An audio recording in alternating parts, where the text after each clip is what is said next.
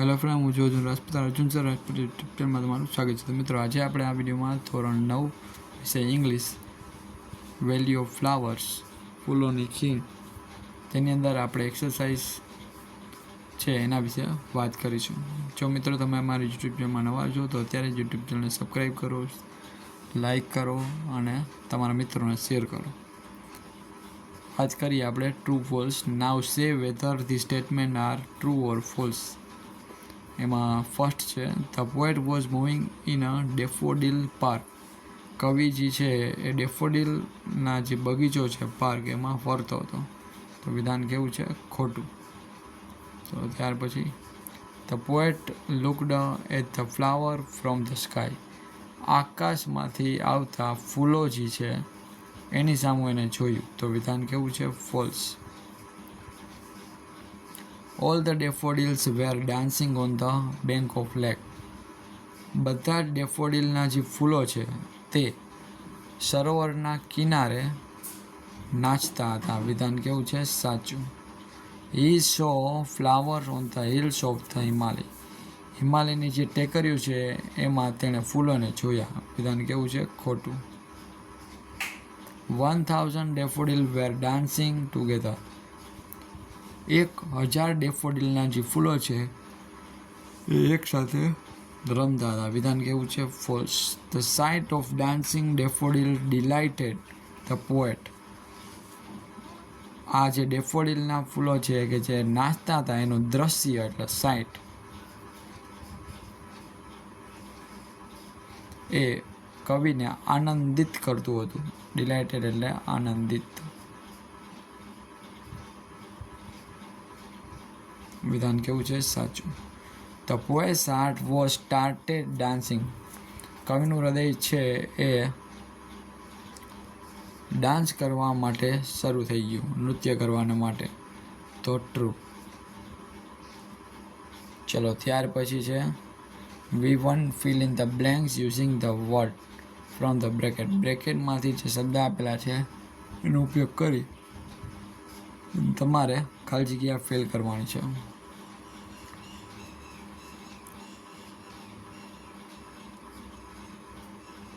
ચલો, એન્ચાન્ટિંગ, ટ્રાવેલોગ, એલ્યુરિંગ, stunned, miraculous અને panoramic. Once we visited a nature park. જ્યારે અમે બગીચાની મુલાકાત લીધી. We were stunned when we looked at the panoramic view of nature. ત્યાં કુદરતના આ જે પેનોરેમિક એકદમ ભવ્ય જે લુક છે એ જોઈને અમે સ્તબ્ધ થઈ ગયા. સ્ટન્ડ મીન્સ કે સ્તબ્ધ, આશ્ચર્યચકિત પણ કહી શકીએ આપણે. It was really enchanting. Enchanting એટલે કે એનું મંત્રનું ઉચ્ચારણ કરવું એમ થાય. અહીંયા આપણે કોઈ જે દ્રશ્ય છે એ જોઈને આપણા મુખમાંથી કંઈક શબ્દ જ છે એ એનો વખાણ કરવા માટે નીકળી જાય એવા હતા વ્યૂ એનો. ધ ફ્લાવર્સ વેર સો એલ્યુરિંગ. ફૂલો જે છે એટલા બધા એલ્યુરિંગ હતા, આકર્ષક કે આપણે કહી શકીએ એમ, that we could not avoid touching them. કે આપણે સ્પર્શ કરવાનું પણ ટાળી શકી નહીં, એટલા બધા સુંદર ને આમ હતા. બરાબર, રોમાંચક. ઇટ હેડ સચ અ મિરેક્યુલસ એટલે ભવ્ય એની ઇફેક્ટ એટલે અસર ઓન મી. એની મારી પર એટલી બધી ગાઢ અસર પડી, ઊંડી અસર પર કહી શકી. that I wrote a travelogue on it. એટલે મેં એના ઉપર એક લેખ છે ટ્રાવેલોગ. આપણે મુસાફરી કરતા હોય ને કેમ છે કંઈ મળે ને બધું લખતા જાય, નોંધ કરતા જાય, એવી રીતે મેં પણ એના ઉપર લખ્યું.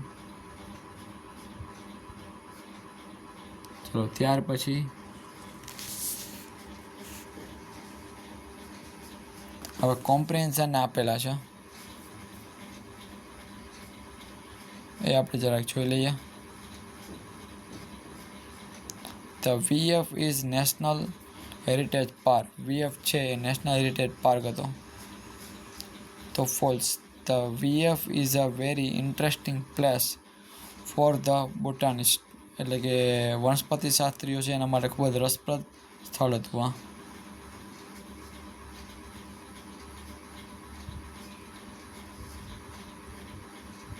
શું આવશે? ટ્રુ. ત્યાર પછી હનુમાન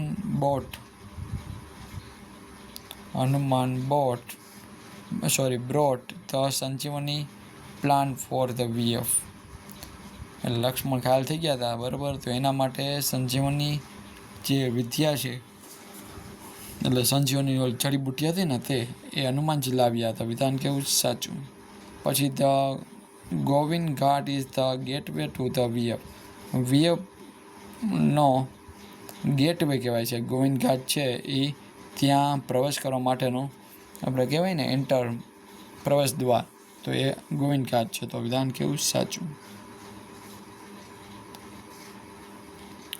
પછી the river Pushpavati is 6 kilometre long. એ 6 કિલોમીટર લાંબી હતી. તો વિધાન કેવું છે સાચું. We can see the snow leopard at the snow pigeons in the VF. આપણે બરફીલો જે લેપર્ડ છે એ જોઈ શકીએ છીએ, અને સાથે સ્નો પિજન બરફીલા કબૂતર છે એને પણ VFમાં જોઈ શકીએ છીએ. વેલી ઓફ ફ્લાવર એટલે કે VF. તો વિધાન સાચું છે. પછી the plant and flowers in the VF are just for beauty. એ ખૂબ જ સુંદર હતા, એટલે માત્ર એની સુંદરતા માટે ત્યાં રાખવામાં આવ્યો હતો પોલ્સ. Diwali vacation is a suitable time for the trekking in the VF. દિવાળીનું વેકેશન છે એ ખૂબ જ યોગ્ય સમય છે ત્યાં જવા માટેનું. તો વિધાન કેવું false.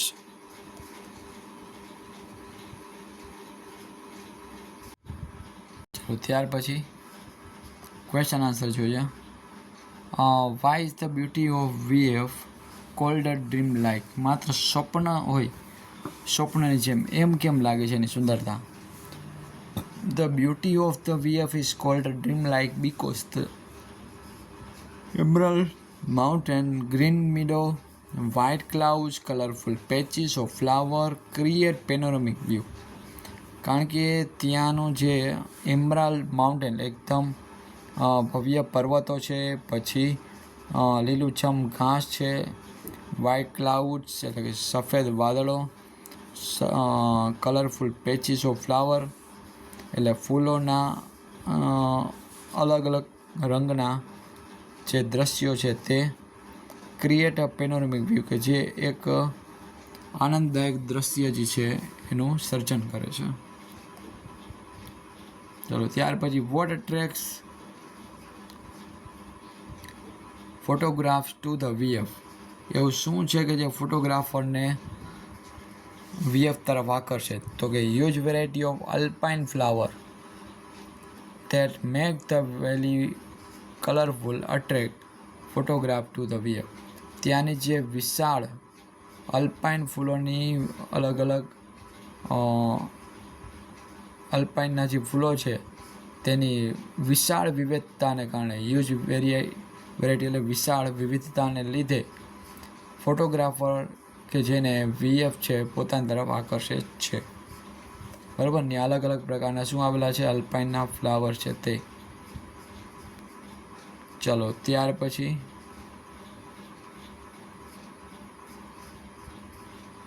How will you reach the VF from the Ahmedabad. અમદાવાદથી તમે VF કેવી રીતે પહોંચી શકો. I will take train to Rishikesh. ત્યાંથી હું ઋષિકેશ તરફની ટ્રેન લઈશ. ફ્રોમ ધેર એટલે ત્યાંથી I will go up to the Govind Ghat. Govind ઘાટથી ત્યાં ઉપર ચડીશ રોડ દ્વારા એટલે by road. The trek of VF starts from Govind Ghat. Govind ઘાટથી પછી હું VF તરફની ટ્રેક છે એટલે પગદંડી કહેવાય ને ત્યાં હું શરૂ કરીને ત્યાં પહોંચીશ.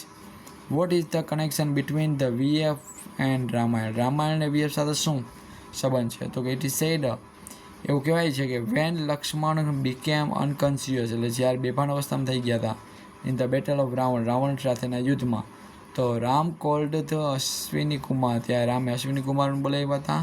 ધ હેવનલી હિલર્સ કે જે પર્વતમાં રહેતા સ્વર્ગમાં રહેતા હોય એવા, સાજા કરી દે એવા. તે પ્રિસ્ક્રાઇબ્ડ તેઓ એની સારવાર કરી. સંજીવની વિદ્યા દ્વારા કે જે એક મિરેક્યુલસ પ્લાન્ટ હતો એકદમ ભવ્ય, એના જેવું કોઈ ન જોયેલો એવો.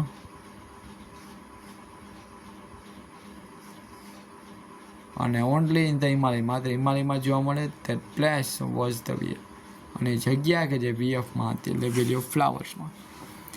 ચલો નેક્સ્ટ ક્વેશ્ચન જોઈએ. How did the VF get its name, કેવી રીતે એને નામ મળ્યું VF?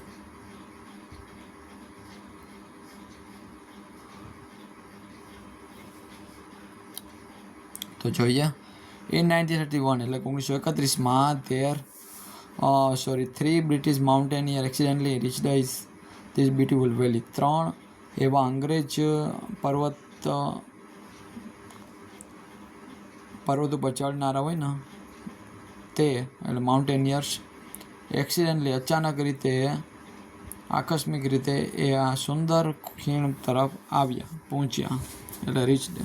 They were stunned by the variety, તેને અલગ અલગ કલરના ફૂલો જે છે એની વિવિધતા જોઈ સ્તબ્ધ થઈ ગયા. સ્ટન્ડ. સો they named it Valley of Flower, એટલા માટે એવું નામ આવ્યું વેલી ઓફ ફ્લાવર. ચલો છઠ્ઠો પ્રશ્ન જોઈએ.